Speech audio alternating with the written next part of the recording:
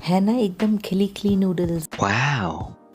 इस बार मैं पक्का आपको बोलती हूँ, आपकी घर की कढ़ाई में नूडल्स का बिल्कुल स्ट्रीट स्टाइल टेस्ट आएगा। तो फिर देर किस बात की है, चलिए शुरू करते हैं।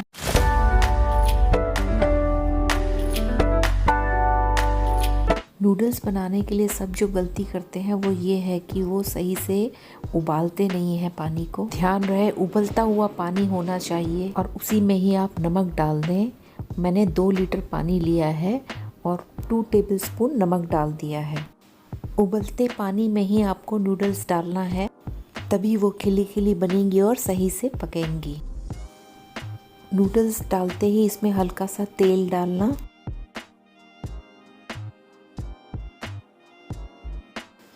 और 30 सेकंड बाद यहाँ पर स्टर ज़रूर करना ताकि एक एक नूडल इवनली पक पाए।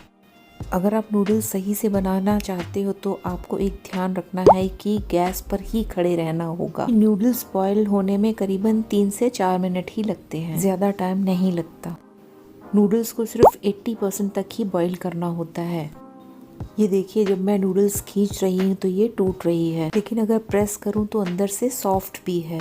अगर ये नूडल्स आपने ज़्यादा पका दी या ओवर बॉईल कर दी, आपकी नूडल्स चुपकी चुपकी बनेंगी। जैसे ही 80% तक पक जाए तो फटाफट इसको स्ट्रेन करना और सीधे ही ठंडे ठंडे पानी से वॉश कर देना, जिससे कि सारा स्टार्च बह जाए और नूडल्स एकदम खिली खिली बने।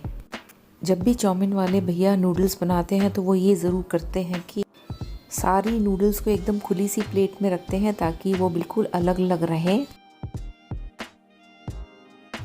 थोड़ी सी हवा लगाने के बाद इसमें थोड़ा सा ऑयल लगाते हैं ताकि आपकी नूडल्स बिल्कुल भी ना चिपके। तो इसको इस तरीके से ही मिक्स करके हल्के हाथों से रख देना ठंडा होने के लिए। अब आप बोलोगे सब्ज़ी काटने में क्या है, वो तो मुझे आती ही है, लेकिन मेरी इन बातों का ध्यान ज़रूर देना आप।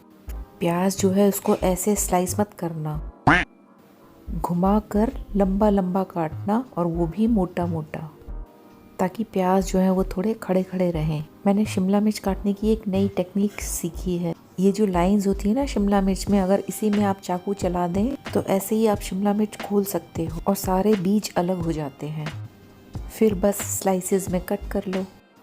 गाजर काटने में बहुत लोगों को दिक्कत आती है, तो क्या करना, गाजर को हल्का सा टिल्ट करके काटना, मीन्स थोड़ा तिरछा करके काटना, जैसे सैलेड के लिए काटते हैं, और इसको बिल्कुल हॉरिजॉन्टली सेट करके फिर बाद में स्ट्राइप्स में कट कर लेना। फिर देखना बिल्कुल नूडल्स के जैसे गाजर के लंबे लंबे स्टिक्स बन जाएंगे। आखिरी चीज पत्ता गोभी, पहले इसकी रूट निकाल लें और फिर सेंटर का पार्ट निकाल कर इसको जोर से मारें और फिर आप देखेंगे कि इसकी सारी लेयर्स खुल जाती हैं।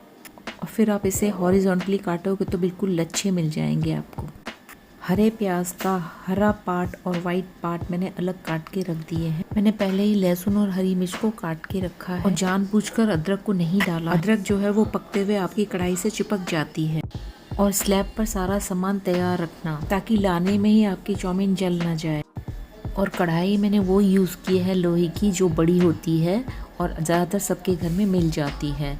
और एक बात का ध्यान ज़रूर रखना, जब आप तेल डालो तो वो तेल बिल्कुल सड़ता हुआ गरम करना है और गरम तेल को कढ़ाई में कोने कोने तक ज़रूर फैलाना। चारों तरफ कढ़ाई के इस तरीके से है फैलाना है। वेट करना, तेल एकदम पाइपिंग हॉट, और याद रखना सारी कुकिंग एकदम हाई फ्लेम पर करी जाएगी। फिर यहाँ पर गरम गरम तेल में लहसुन डालना। विदिन 5 सेकेंड्स में आपकी लहसुन पूरी तरह पक जाएगी। तो फटाफट से यहाँ पर प्याज और हरा प्याज का वाइट पार्ट डालना। इसको सिर्फ 30 सेकंड्स ही पकाना है, क्योंकि ये प्याज डालने से टेम्परेचर ड्रॉप होगा, जिससे कि आपकी लहसुन जलने से बच जाए। ये देखो, आप यहाँ पर देख भी सकते हो। 30 सेकंड पकाने के बाद सीधा ही हरी मिर्चें डाल देना और बाकी सारी सब्जियां इसमें डाल देना।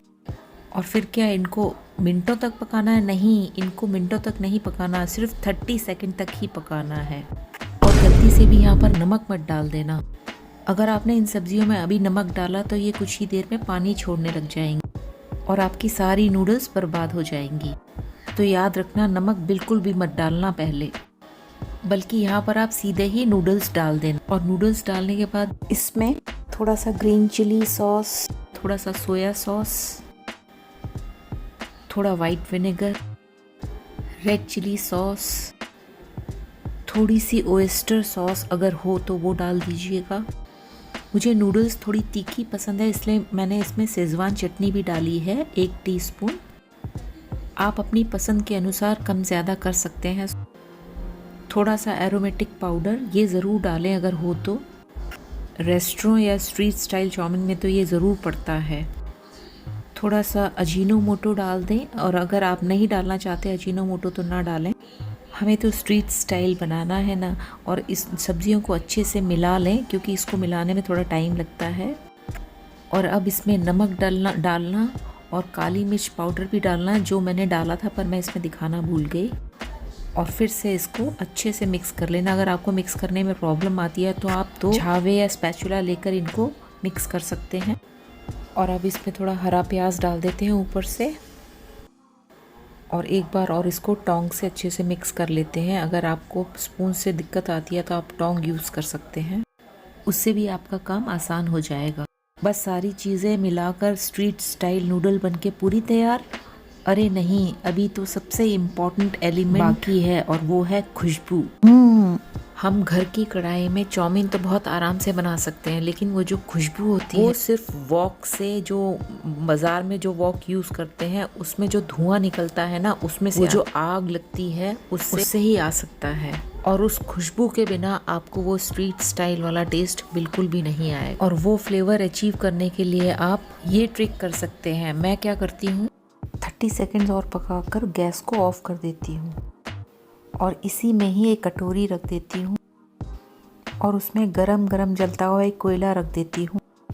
हल्का सा घी या तेल स्प्रे करना है, और फिर इसको ढककर 2 मिनट ऐसे ही छोड़ देना है। और फिर देखना कमाल, एकदम खिली खिली चटपटी ठेले वाली चाउमीन बनेगी। बस फिर क्या है, जल्दी जल्दी गरम गरम इसको सर्व करना, और खुशबू ऐसी होगी 100% स्ट्रीट स्टाइल टेस्ट आएगा। और अगर रेसिपी पसंद आई है तो लाइक, शेयर, सब्सक्राइब करना बिल्कुल ना भूलें। Take care, bye.